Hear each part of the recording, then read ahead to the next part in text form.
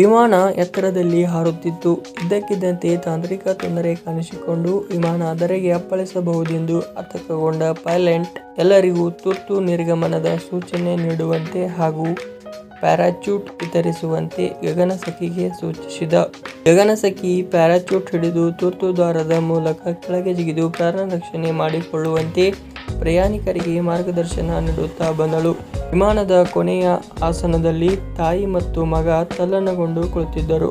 ಆದರೆ ಗಗನಸಖಿಯ ಬಳಿ ಉಳಿದದ್ದು ಒಂದೇ ಒಂದು ಪ್ಯಾರಾಚೂಟ್. ನೀವಿಬ್ಬರಲ್ಲಿ ಯಾರಾದರೊಬ್ಬರು ಇದನ್ನು ಬಳಸಿಕೊಂಡು ಪ್ರಾಣ ಉಳಿಸಿಕೊಳ್ಳಬಹುದು ಎಂದು ಹೇಳುತ್ತಾ ಆಕೆ ತನ್ನ ರಕ್ಷಣೆಗೆ ಧಾವಿಸಿದಳು. ಇಂತಹ ಪರಿಸ್ಥಿತಿಯಲ್ಲೂ ಧೃತಿಗೆಡದ ತಾಯಿ, ಮಗನೇ, ನಿನ್ನ ಒಂದು ಕೈಯಿಂದ ಪ್ಯಾರಾಚೂಟನ್ನು ಮತ್ತೊಂದು ಕೈಯಿಂದ ನನ್ನನ್ನು ಭದ್ರವಾಗಿ ಹಿಡಿದುಕೋ.